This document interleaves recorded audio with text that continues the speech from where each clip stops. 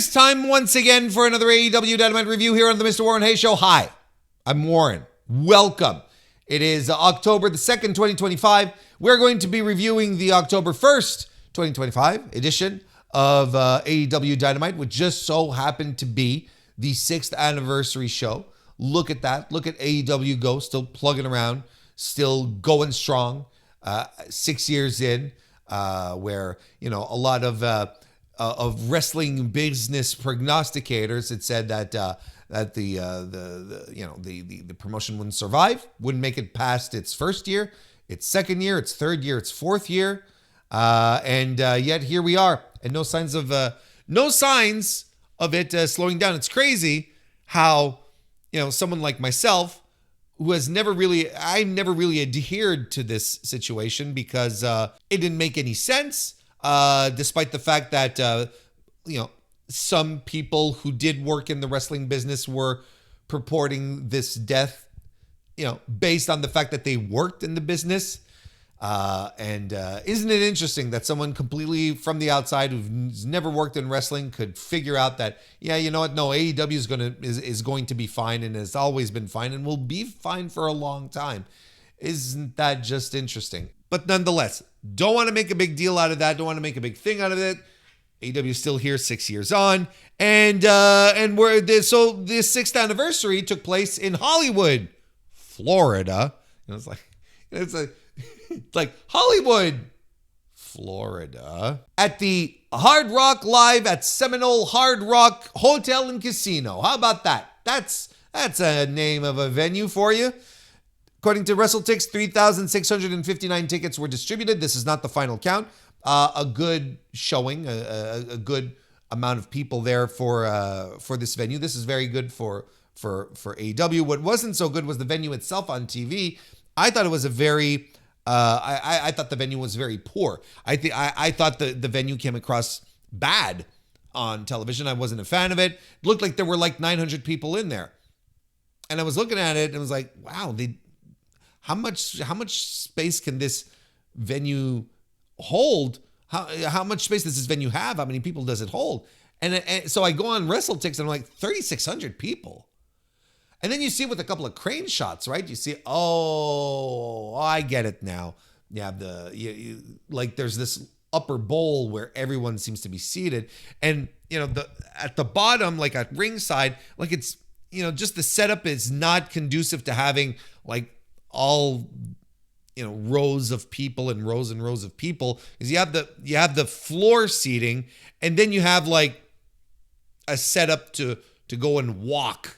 You have the walkways, you have the stairs and whatnot, and then you have the people who are right up on top of that. And I'm like, that doesn't look good. Plus, it was poorly lit. I don't know, like it really wasn't a good venue. I personally, despite the fact that they did good business here, I wouldn't go back. Personally speaking, I would just like nix that one and just not go back. I've seen a lot of discourse around the audience and how bad they were. Look, it wasn't a great audience. I think that when they started wadding Toni Storm during her promo, I think they were completely lost at that point. It wasn't a great audience. But you know what? Here's the thing. This wasn't an all-timer AEW show either. Like, this was not necessarily your great upstanding AEW show, AEW Dynamite show. I thought it was all right. I don't know. In fact, I don't have many thoughts about this. Like, there's two things that happened on the show, really, that are talking points that we'll just get into, and you'll see what I mean as we go along. And I think we'll go straight ahead with the two talking points. The first one, obviously, being the big news, and not starting with this is burying the lead to a degree. Andrade has returned to AEW after being cut from WWE, apparently because the reasons have not been officially confirmed by the company, but there have been reports going around that he had some wellness policy violations, or violation, singular or plural, depending on what reports you've read and what you have a tendency to believe. which, I talked about on stream and on the podcast. And ultimately, I kind of think those allegations, they're smelly. They stink. They're a little suspicious. I don't think that's the whole story, but we'll leave it as such. I was a little surprised, in fact, that he showed up. Because technically he should have been on the 90 days, but then there's a report going around earlier today, and I think it comes from Dave Meltzer, but I can't verify it. I'm sorry. Like I just I saw it go by. It was a very busy morning, so I apologize if I have the source wrong. But it would seem that WWE just cut him and decided to no, you're done, and never mind the 90 days, right? Never mind the 90 days. Just go off because the WWE stars, once they get cut and they have the 90 days off, they still get paid. I don't know if you realize this, but they still get paid during the 90 days. They're not immediately out of a job. Well, sorry, they are immediately out of a job once they get fired, but they still have they still have access to a salary for the next 3 months. So just so, for that to be clear, but they just cut the cord. I'll probably talk about this more on stream tonight because there's a lot to break down.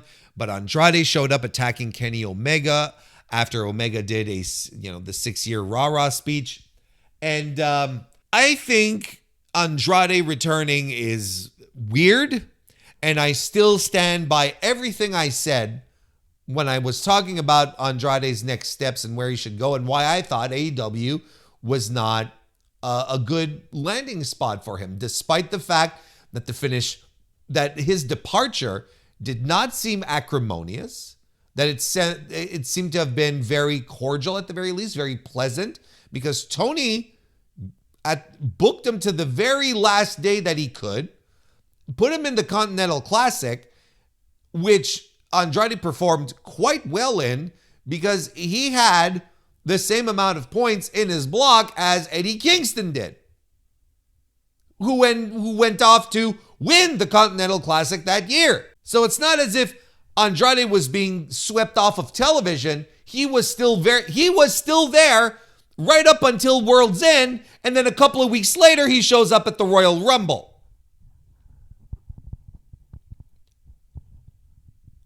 I am actually still kind of stunned that he's back. This is a guy who couldn't get out of AEW fast enough. He was on social media, vague posting, and dreaming about going back to work for Paul Levesque and picking fights backstage so he could get himself fired. This is the word you're going to hear a lot. You're going to hear the word malcontent a lot. Andrade has never had good relationships with his employers. They've always ended on weird, kind of sour / frustrated notes. He has never had good relationships with any of his employers. And to the point where WWE figured he's more trouble than he's worth. So they said, and they release him, and they even say, you know what? Fuck the 90 days. Just go off wherever, right? That just goes to show how little value they really saw in Andrade going anywhere else, because they're like, he can go anywhere. We don't really give a shit because this guy's going to go be someone else's problem now, right? He's going to go complain and post little hourglass emojis and, and sad black and white pictures of him sitting in stairwells. He's going to go do that for somewhere else. They probably figured that Tony Khan would not want him back. They were probably like, there's no way he's taking him back here. Just go off and go to New Japan, join CMLL. Who gives a fuck? See, even WWE is like, we don't see the value in this guy. We don't see what's so significant about him. Because don't get me wrong, I think he's a great wrestler. In what he is capable of doing. I think he's great. But not on the level of a lot of talent that is actually within AEW. what does he is one of these guys where I question, what does he bring that your roster currently cannot provide, and I cannot put my finger on it. Work rate, you've got guys who are just as good, even better than Andrade on your roster right now. You've got guys who can promo. And this is not necessarily a knock on him. English is not his first language. So I understand that. Like, that's okay. But you got guys on top of that who can work better than him and who can promo better than him. Better than me too. So again, what is his value? Because you know he's not coming in cheap. You know Andrade has a taste for the finer things. He's not coming in, for a low 3-figure deal. Or maybe he is because he doesn't have any leverage anymore. Maybe Tony's like, maybe it's a situation where Tony is like, hey, you know what? I can get Andrade back, sort of stick it to WWE maybe a little bit, bring back this guy, and who can have really great matches, good to great matches, and I can get him at a discount. Maybe. Because he's got no leverage. He got kicked out of WWE where he did jack shit. Comes back to AEW where he already had a reputation. And Tony's like, oh, well, you can come back, but low 3 figures. What is he going to do? What is Andrade going to do? Regardless, right? CMLL probably can't pay him the money that he'd want, and neither can New Japan, quite frankly. But maybe it's low enough for Tony to be like, yeah, maybe. Or maybe he's just coming in with his price tag, and Tony's like, yeah, sure, that's fine. And he's getting what he wants. I don't know. I'm just saying, like, regardless, I think what you're paying him, the point ultimately that I'm making is that regardless of the amount of money you're paying Andrade, I don't think he's worth the squeeze. I think Tony is out to lunch on this one. Those are the exact words I used when I was talking about Andrade being cut from WWE. Those are exactly the words I used. If Tony brings Andrade back to AEW, Tony Khan's out to lunch. He's officially out to lunch. I don't understand it.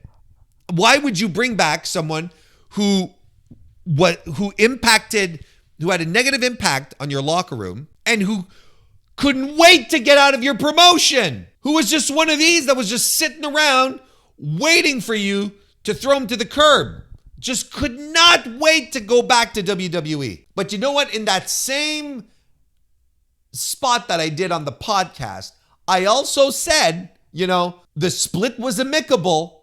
There was no ill will. I would not be surprised if Tony Khan brought him back. Especially, now maybe this is what he was hinting at, because wasn't it during the all-out media event, Tony said something to the effect, or it might have been another one, or another interview, he said something to the effect that no door is ever truly closed in AEW, something like that, right? No bridge is ever really burned. I can't remember if it was the closed door, the burnt bridge. And I immediately thought, oh, he's talking about CM Punk, right? Of course. CM Punk, who showed up in the 6th year anniversary video montage rather prominently. Like you could properly see his face. Cody, not so much. But CM Punk, yeah, quite a bit. Tony's still pining for his old Phil. Nevertheless, where was I going with this? Oh yeah, the split. The split was amicable. Tony's going around saying, there's no door that's ever really closed. Maybe he was hinting, maybe that was a hint about this, where we all thought this door was closed. But no, look, it's wild to me. Don't get me wrong. It's wild to me that Andrade is back. Like, the thing is that I like Andrade enough.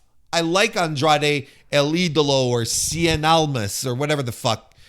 I like him enough, but he's one of these guys where I don't think he's worth the squeeze. I think whatever he ends up providing is not that big a deal. I don't think it's that. He's not a game changer. Guy has never been a draw. I don't know what we're doing here.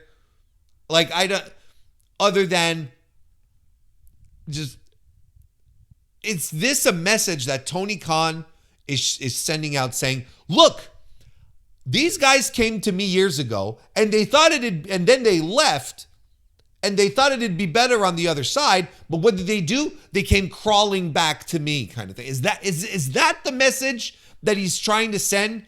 That grass is not greener in WWE? You will come back to me because it's so much cooler here. We do much more fun things. I'm much more receptive to your ideas, etc., etc. Do you want to be a pro wrestler? Or do you want to be a cog in a machine? That could be the message he's trying to send. It's just a very weird message to send with Andrade, who was a detriment to your locker room years ago, who was putting you in a public relations nightmare week after week after week. It was constant, vague posting, complaining, picking fights. He wanted to be gone. Everyone knew the minute his contract was up that he was going to run back to Triple H. Now might not be the case anymore. And quite frankly, I cannot get behind a Kenny Omega Andrade program when Andrade is returns to the company, and Kenny Omega has a set limited amount of dates now. Let's be real here, okay? I want us all to be very, very honest with each other. Kenny Omega does not have an extended longevity to his career moving forward.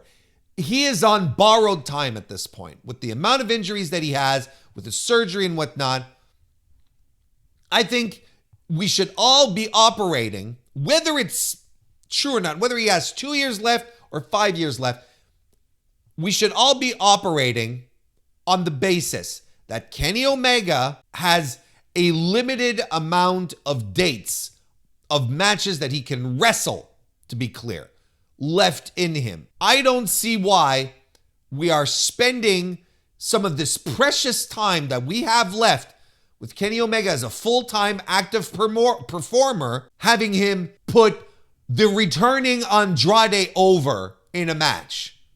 Because that's what you have to do, right?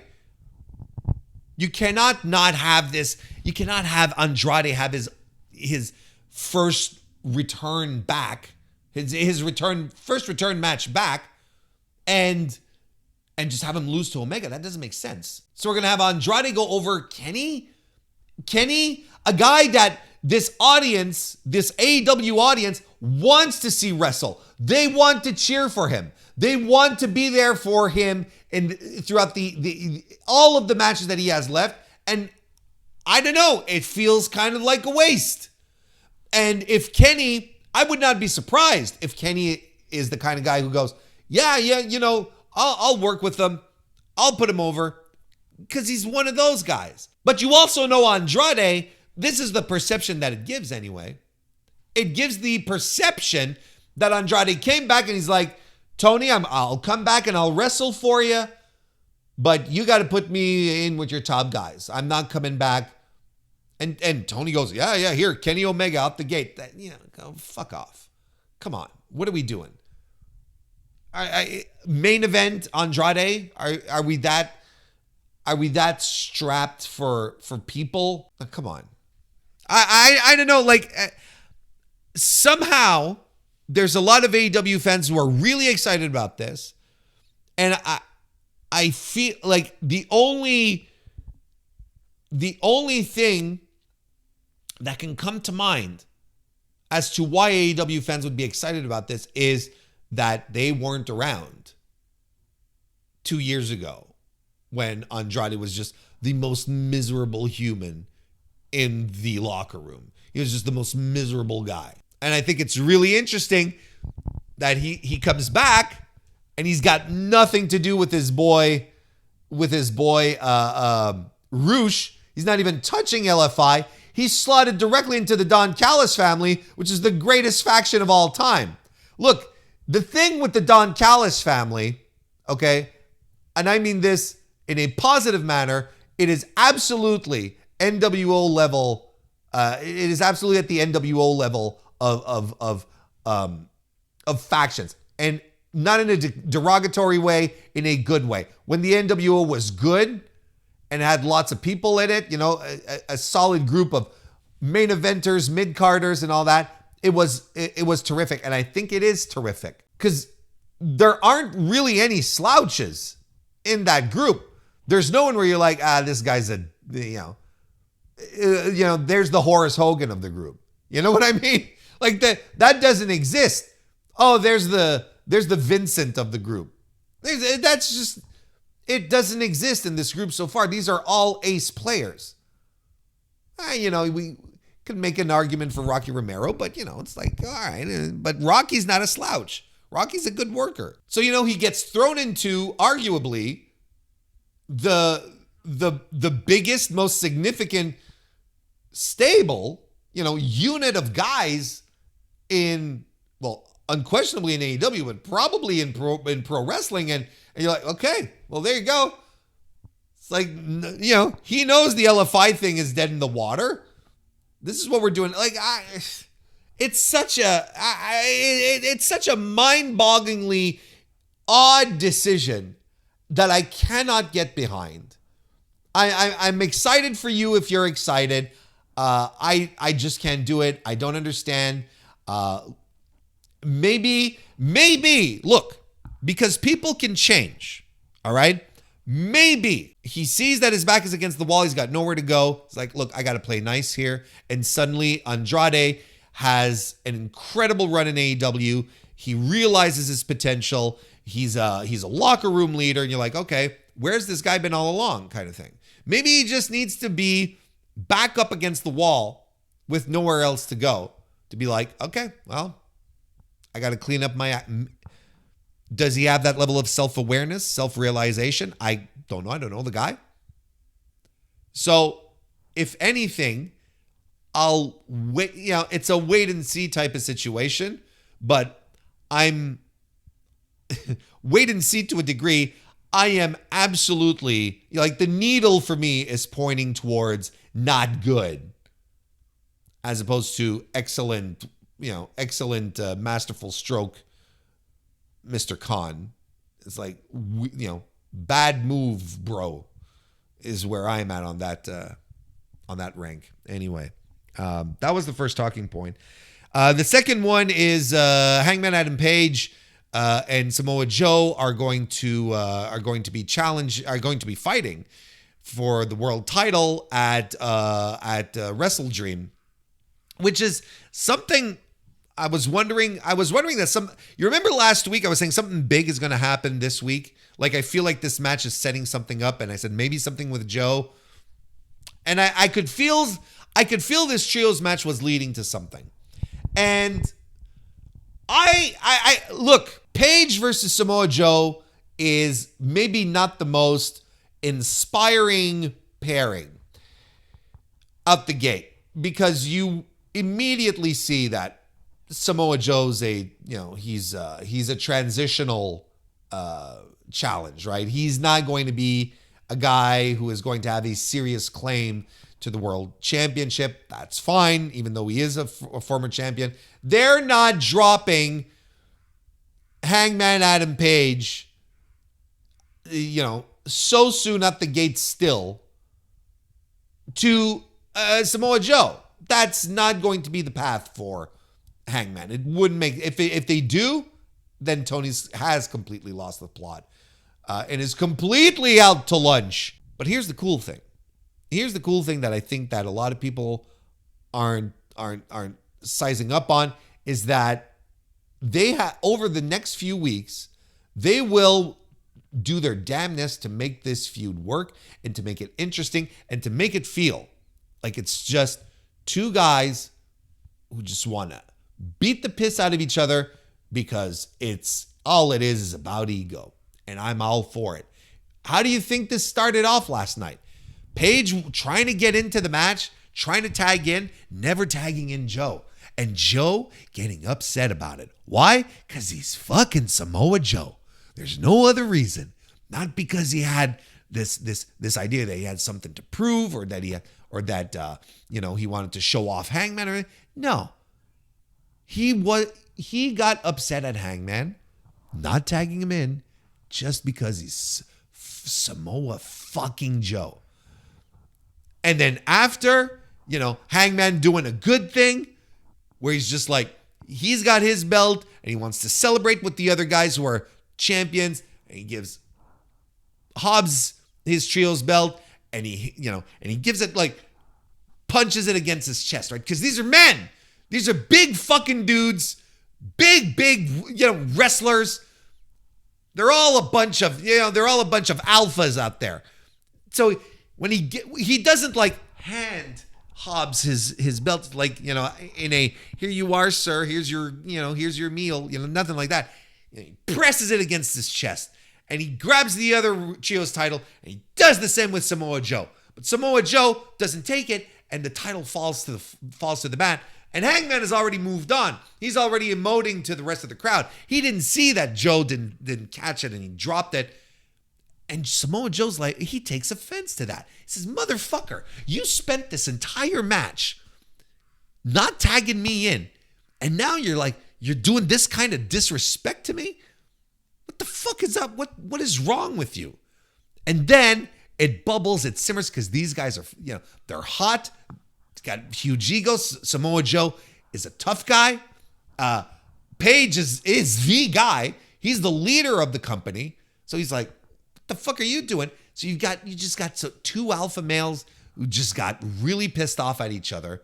And then it boils over, and then it becomes Samoa Joe going, you've never beat me in a match.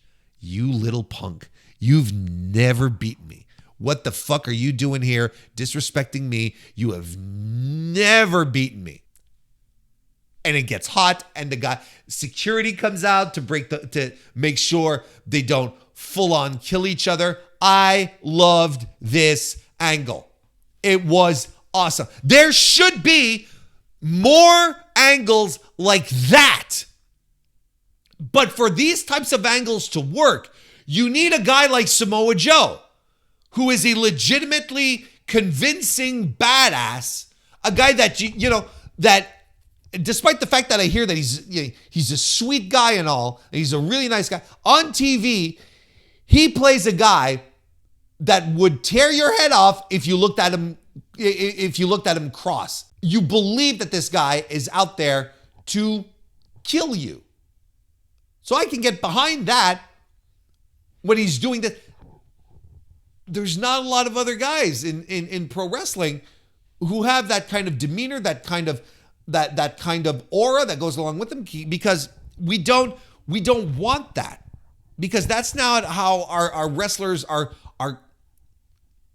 cultivated, I guess, to use some, I guess I'm thinking about Hangman right now and I'm going into horticulture, but how many other wrestlers have that kind of vibe to them in pro wrestling today, where you're, major league pro wrestling, that you can turn to and say, oh yeah, like I'd be scared to run into this guy. Brody, maybe, especially when he comes out with the mask and whatnot, but who have that fucking vibe of being a killer. Mox, not a lot of people do. Not a lot of people do. So this works because you're really putting Samoa Joe's strengths to work. He looks fantastic in this angle. Like what he did, and the post, the post-match thing that he did in the back was awesome. And then you have Powerhouse Hobbs, all throughout this thing, he's like, oh, come on, man. Like Powerhouse Hobbs knows, like he's a pro wrestler too. He's one of these guys that if they wanted to build him that way, like Samoa Joe, would be instantly credible. Because he comes across as a guy that, hey, I wouldn't say a bad word about him, because I would be terrified he'd just snap my back. So he's in the ring while they're arguing, and he's trying to push off Joe, but he's like, okay, well, Samoa Joe, he's gone nuts now, and he sort of shakes his head and does one of these, and is like, nothing I can do, and I'm not gonna tackle my guy. I'm gonna let him air it out, because this is what you have to do. There's no point here. And Joe backstage is the same thing. Hobbs is with him, and Hobbs is like, oh, come on. And not in a way where it's like, oh, there's some dissent. Not in one of these goofy pro wrestling, ham-fisted ways where it's like, oh, there's dissent. Look, he doesn't agree with Samoa Joe. It really comes across as, look, this guy just, like Hobbs is looking at his his partner, a friend, going off like that in this environment of hot-headed, muscular dudes. And he's like, well, I hate this is happening because these are two chill dudes, but what am I supposed to do about it? And I'm like, oh, come on. All I can do is just like shrug it off. And I like that because that adds realism to what's going on. We're not trying to tell another story where it's like, oh, Samoa Joe is causing a rift in the Ops. The Ops they're supposed to be these badass tough guys, so they understand they understand what's going on here. Anyway, I thought this was really good. I thought it was a tremendous angle to kick it off. So I feel that all they have to do for the next few weeks leading into Wrestle Dream is just make us believe. Continue to make us believe that you guys are just crazy hot at each other for just stupid ego bullshit. You know what would be great? This is what I actually hope happens. And it's rare that I'm going to hope for an in-ring talk segment, okay? Where I actually hope for one. But I hope next week, Hangman comes out and he says, listen, last week, got into a thing with Samoa Joe, got a little heated. I want to apologize. The match is not off, but I want to set things straight with Joe. I respect him and whatnot, because that's what he said too. I respect you. I looked up to you when he cut his promo. I just want to level things off. And he comes, and Samoa Joe comes out, and it just fucking backfires. Because Samoa Joe is still fucking hot, right?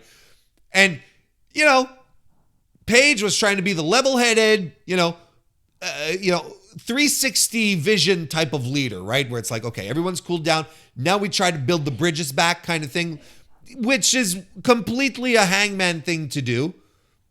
But Joe has nothing to do with it. Joe wants nothing to do with that. And it just gets heated and they get angry again and they have to get it pulled apart once again. This is what they have to do. Make us believe that these guys, are still just super hot at each other because one guy got offended that he wasn't being tagged in a wrestling match. And the other guy got offended because the other guy is challenging his status as the alpha. Let's go. Let's go. Just as simple as that. I fucking love it. That was really good. Probably my highlight of the show, which we should break down the rest. We'll go through the rest very quickly. Again, I don't have really tons of profound thoughts about the show, but let's get right to it. Dynamite started off with a pre-tape of the Young Bucks, and Nick spending all of his money in a casino. Look, I thought this was a really, really terrible way to start off your 6th anniversary show, where you can likely expect more people to tune in. I don't know, like that would be my expectation. And you start off with this, a BTE skit. Look, if I want to watch BTE skits, I will watch BTE. Does that make sense? Because this was absolutely a BTE thing.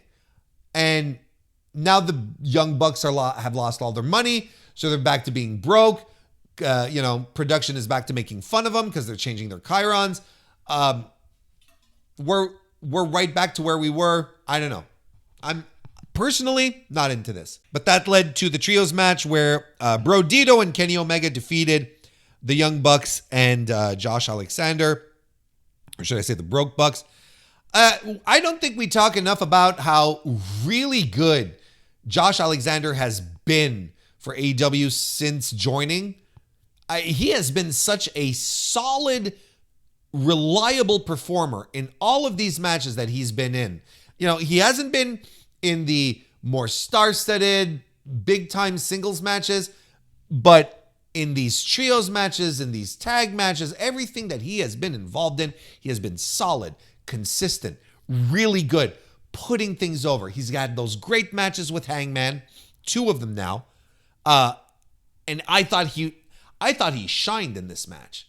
I was looking at him and I was like, why aren't we showering Josh Alexander more with praise. He has been nothing but phenomenal. And he has been on TV practically every week. You know, we've been praising Jon Moxley about that, but of course it's Jon Moxley. He's got another type of position within the company.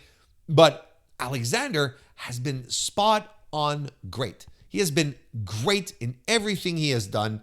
He understands his role. I'm so happy that he is finally getting like a big time payday for all the years that he put into to Impact TNA and the Indies. You know, because this is a guy that would work construction over the week. I don't know if you realize this, but this guy, like up until just even a couple of years ago, he was going around working construction. He was doing construction and then would, fucking fly off and, do TNA tapings and come back to work, building houses or whatever the fuck. I talk about people who grind. You want to hear about WWE's talking about the grind. What Josh Alexander was doing is a fucking grind. That, friends, is an actual grind.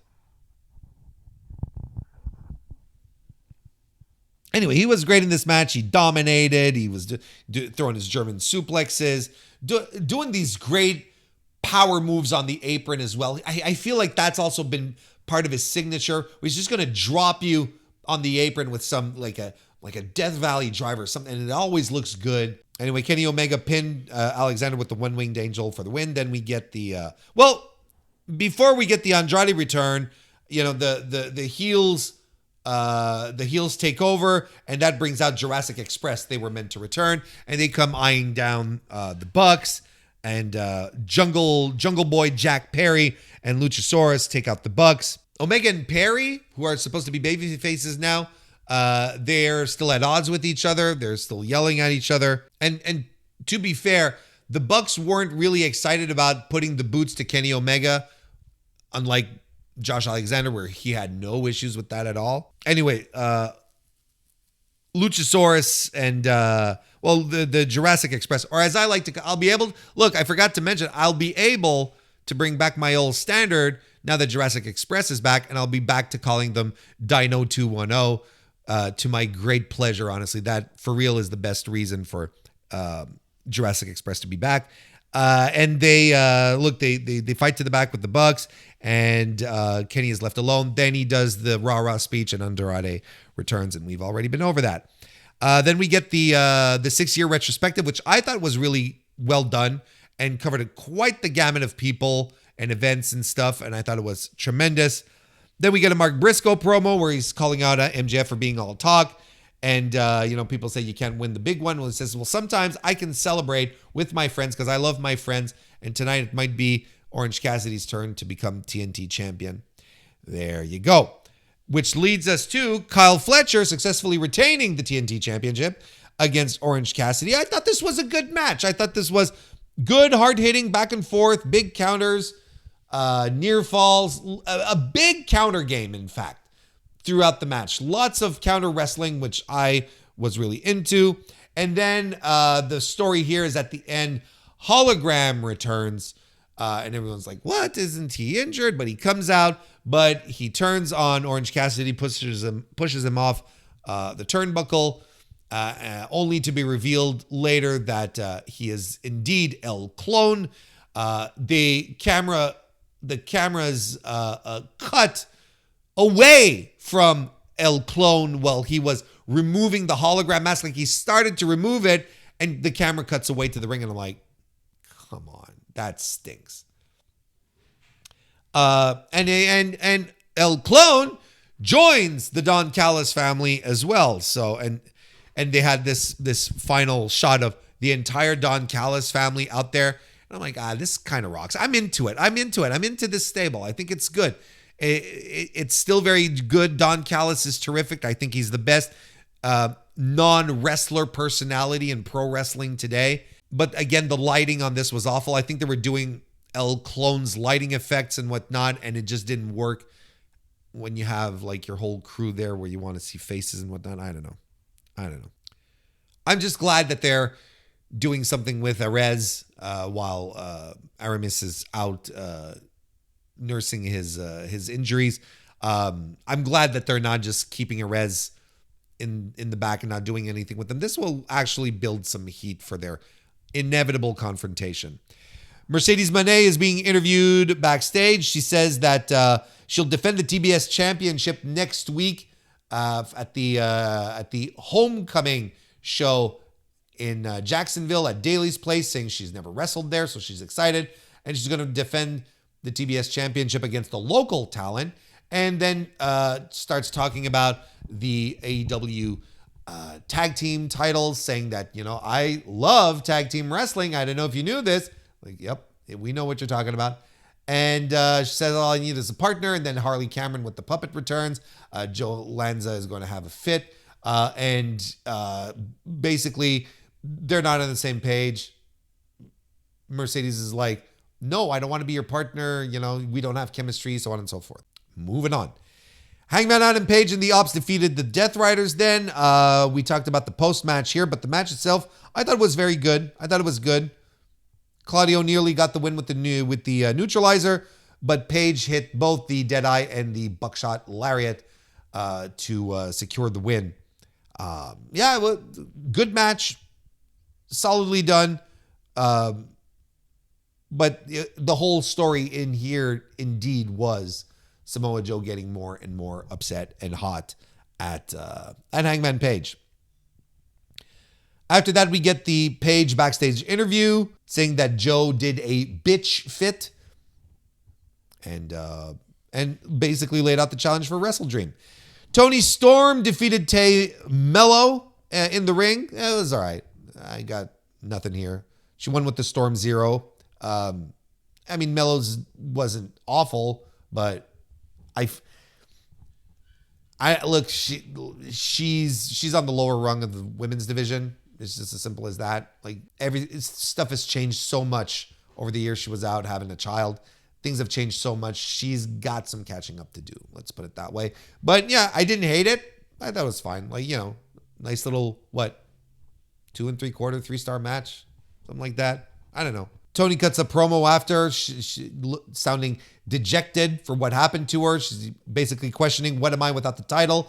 And she wants to make sure that she can beat Statlander one-on-one, or that Statlander can beat her one-on-one, and challenges her to a match at Wrestle Dream, which Statlander will later accept. And this is where Tony Storm got wadded by the crowd, and that wasn't good. Sammy Guevara hyped a Eddie Kingston Jalistico match on Collision. All right. Then we get the Samoa Joe backstage promo that we talked about earlier.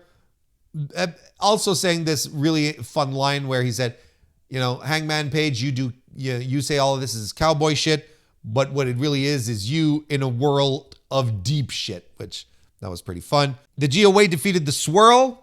That's all right. It was good. Another, I wouldn't call it an enhanced match. It was competitive, but I really like the GOA. I think they're finding their footing a lot more. Toa Leona rules. More of these matches here where you just have two random tag teams going at it. Nice little competitive match. And then so when you set up the angle, like what the Hurt Business did coming out after, well then, they go after the team that just won. It feels a lot more organic. I enjoyed it. I enjoyed the whole thing because after the match, the Hurt Syndicate, like I said, come out and MVP basically essentially takes the blame for the loss, telling the GOA, you didn't beat Lashley, you didn't beat Lashley, you didn't beat Benjamin.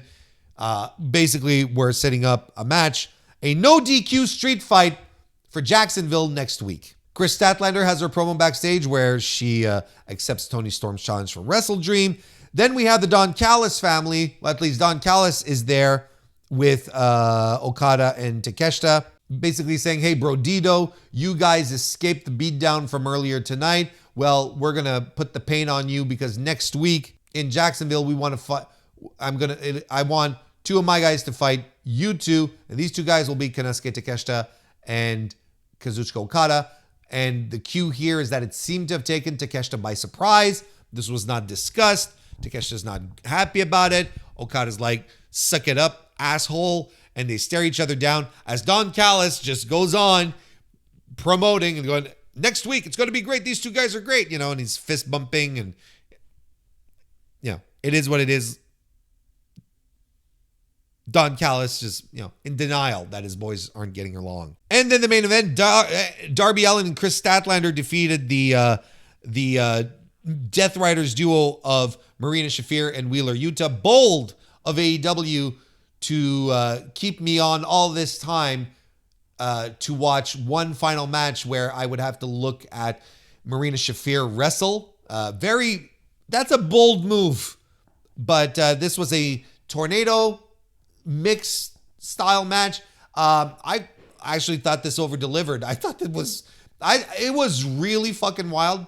Started off early into the audience and Chris Statlander jumping off of, balconies and crossbodying people. I thought it over delivered. Look, Marina Shafir, here's the thing with Marina Shafir. I think she stinks as an in-ring performer. As the heat for Moxley and in the Death Riders, she's impeccable. Like, she really is the China of the Death Riders, because China, God rest her soul, was not a great wrestler either. She was not good.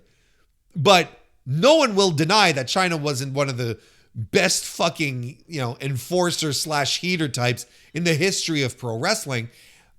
And Marina is great here in her role with the Death Riders. In this match, look, she botched the move. She botched a move. She did one of these 619 things, and she was supposed to, I guess it was supposed to be like a head scissors takedown in the ropes, and she completely whiffed it, so she did it again. Well, she didn't do the full 619, but she backed up and did it again. Like, come on, enough's enough. Like, I don't know. I shouldn't complain this much because she barely ever wrestles, because I can only assume that Tony realizes that she kind of stinks. So I shouldn't be complaining that much, but nonetheless. And again, I am calling once again on the wrestling world to put a fucking moratorium on 619's Tiger feint kicks, okay? They stink. They're bad. And most of the people who do them these days can't do them right without any impact. They can't do them without any impact. It always looks soft as fuck, or they mess it up, or one foot lands like it stinks. Moratorium on the fucking 619, please. Match ends when Statlander hits a 450 on Yuta and Shafir, who are both stacked, one on top of each other, and then Darby does the coffin drop on Yuta. After the match, Statlander is confronted by Tony Storm, who comes out. They stare at each other, they sort of grin, and they start beating the piss out of each other in a walk and brawl all the way to the back, which leaves the floor wide open for the Death Riders to come in to beat up Darby. In fact, Pac uses Darby's belt, wraps it around his throat, and starts choking him with a foot on his back, and he's pulling back on Darby. I thought that looked really vicious. I thought it was a great visual. Mox comes in and essentially accepts Darby's challenge for Wrestle Dream last week to an I Quit match. And Pac just like beheads Darby to finish it all off. Pac in a t-shirt still doesn't work for me. Like, the haircut I can absolutely handle, but my brain still isn't processing Pac owns clothes. It's an ongoing thing still for now. So that's it. That's the show. Look, I thought the main event was a lot of fun. I thought the wrestling overall was pretty good. I really liked the opener, and everything else is like it's fine, it's good, but nothing where it's like I felt compelled, right? And outside of these two talking points that happened, these two big things, Andrade's return and Hangman challenging Joe at Wrestle Dream, or Hangman, challenging Joe to a match, not for the title, but challenging Joe for a match at Wrestle Dream. Outside of those two things, very uneventful show. The energy felt off, was a little weird. A lot of stuff happening where I'm like, okay, I think the extra 90 minutes were too much. I I don't know how many people are going to have to be are stuck around for the main event. I'm excited to see how that went. But look, it turned out, like I said, I thought that over delivered. That was a lot of fun. But the opener was really good. Fletcher and Orange had a good, back and forth type of match. Reversals and whatnot. But nothing where I'm like, this is so good. Like it, just a nice little, some nice little wrestling on a show that was like that felt off. The energy was weird, and you could feel that the energy with the wrestlers felt weird. Really carried by the two big news items. Outside of that, that's it. That's the review. That's the show. That's AEW, and that's where we're going to wrap it up for today. Thank you very much for joining me. If you haven't already, leave a like on this video if you're watching on YouTube, or a 5-star review on Apple Podcasts, or a 5-star rating on Spotify on your application of choice there. I will be back later tonight to stream, if you're listening to this on Thursday, streaming wrestling talk. So that's fun. And other than that, I'll be back on Monday for more streams, the Mr. Warren Hayes Show on Wednesday, and another review of Dynamite in a week from now. So thank you all very much for being here. Go watch some Randy Orton and get back to me, and I'll see you next time.